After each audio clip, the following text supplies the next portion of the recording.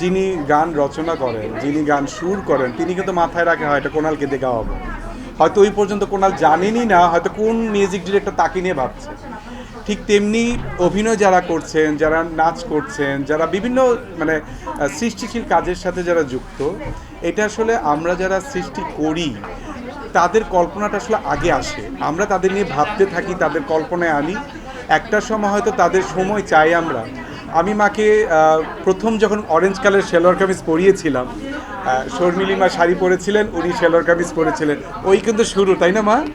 ওই যে একটা ভাবনা মানুষকে দেয়া যে একজন দিলারা জামানকে আমরা সবসময় সাদা শাড়ি, বিস্কিট, বেইজ কালার না, একজন মানুষ, ওটা আমাদের বসন্তের ফটোশ্যুট ছিল। আমি আসলে দেখেছিলাম যে মানুষের বয়স হয় ঠিকই, সংখ্যাটা যায় ঠিকই, কিন্তু তার মনের বসন্ত কিন্তু ওরকমই থাকে। আসলে ওরকম একটা কনসেপ্ট নিয়ে কাজ করেছিলাম। মাকে আমি যখন বললাম মা আমি এরকম সালোয়ার কামিজ পরাবো, মা রাজি হলেন, কারণ একজন শিল্পী। হ্যাঁ, উনি আমাকে সাপোর্ট দিয়েছেন বলে হয়তো আমি ওরকম একটা আমার কল্পনা শক্তিকে আমি বাস্তবে রূপান্তর করতে পেরেছিলাম।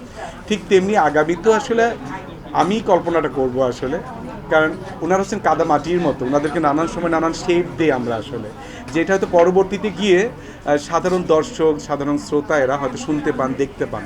তো সেক্ষেত্রে এরপরে মাকে আমি কিভাবে সাজাবো এই ভাবনাটুকু আমারই থাক, নতুন কিছু নিয়ে আমরা আসবো, তাই না? Thank you.